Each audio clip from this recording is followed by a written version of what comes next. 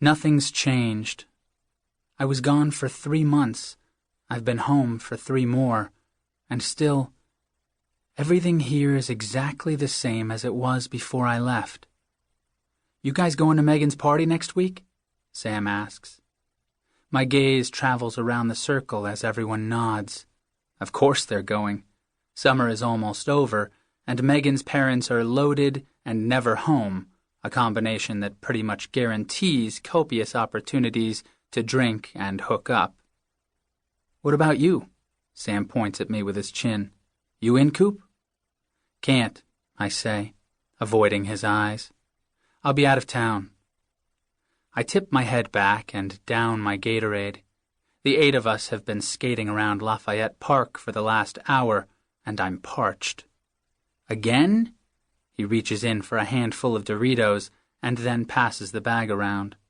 You missed her last party, and that was epic. Everyone nods again.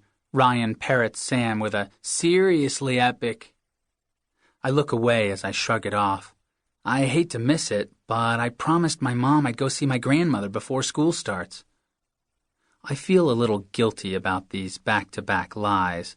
I probably wouldn't go to Megan's party, even if I was sticking around, and my mom has no idea that I'm going to see my grandmother. Sam clears his throat and looks around the circle. Who's got the chips? Drew takes a big handful, and everyone keeps the bag moving until it eventually makes its way back to Sam. You sure there isn't another reason you're leaving town? He asks. The crunching stops as all the guys turn and look at us, waiting for me to reply. I lean back on my skateboard. Like what? My heart starts racing, but I force myself to stay still, to look cool and unfazed. I push Anna out of my mind, hoping that will make me look more convincing. A smile tugs at the corners of Sam's mouth. I can feel the rest of the guys shifting in place around us. Sam suddenly reaches into the bag and chucks a chip at my head, and I duck out of the way as it flies past me. I'm just giving you shit, he says, and everyone laughs as the crunching sounds return. Ryan pulls his phone from his pocket and checks the screen. Break's over. He stands up, pops his board into his hand, and takes off for the flat cement area surrounded by no skateboarding signs. He's right. We've probably got another 10 minutes before one of the neighbors calls the cops. Everyone else takes off, but Sam and I hang behind. I hold the chip bag out to him, and just as he's about to take it, I tip my head back and shake the rest of the crumbs into my mouth. Here, I hand it to him. You suck, he says, but he's smiling as he takes the empty bag from me and stuffs it into his backpack. I can see him staring at me out of the corner of my eye, but then he shakes his head hard and looks away. So, he says, intentionally making his voice sound lighter, Lindsay and I ran into her at the movies the other night. Her? I wipe the grease and chip dust from my mouth with my shirt sleeve. Her who? He looks at me like he can't believe I'd ask. Megan, then he adds. Hot Megan? The one who throws all the parties? Yes, that Megan. How many hot Megans do you know? I shrug. I don't know.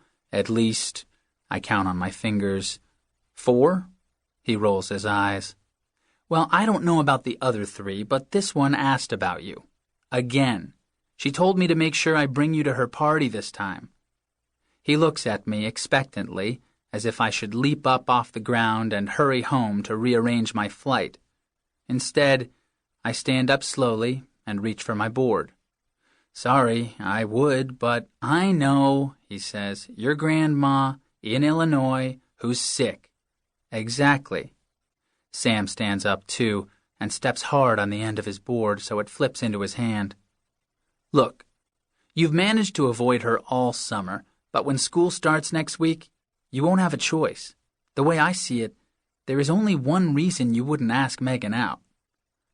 Because she's kind of vacuous? She's a junior, a year younger than all of us, and I haven't spoken to her long enough to know if this is true or not, but I feel compelled to steer Sam away from his one reason. He looks back at me. If you really don't like her, I get it. But she's Lindsay's friend, you know? The four of us could go out sometime. It might be fun. My mind flashes on an image of Anna, Emma, Justin, and me walking into a movie theater, my arm draped over Anna's shoulder and Emma's arm threaded through Justin's. I already have a four of us, or at least I did. I run my hand through my hair. I'll think about it, okay? I won't, but hopefully I put enough sincerity in my voice to make him think I will. Don't think about it. Just ask her out. Because seriously, she's nice and really cool and, in my humble opinion, not at all vacuous. And Lindsay likes her, he adds, knowing that could be a selling point. The rest of the guys come back to grab their stuff, and I'm relieved. They mutter goodbyes and start down the path that leads to the bottom of the hill. Sam follows them, but then stops and looks back at me. You coming? I'm going to go grab a coffee, I say, gesturing toward the Fillmore Street shops in the opposite direction. He gives me a quick, see ya, and takes off with everyone else as I head the other way. When they're out of sight, I double back to the bench overlooking the bay and watch the sailboats skim across the water. Nothing's changed, but everything's different now. Because Anna sat here once, right next to me, and handed me a letter that told me I'd meet her someday. I wish she'd warned me that, once I had, I wouldn't quite know how to be here without her.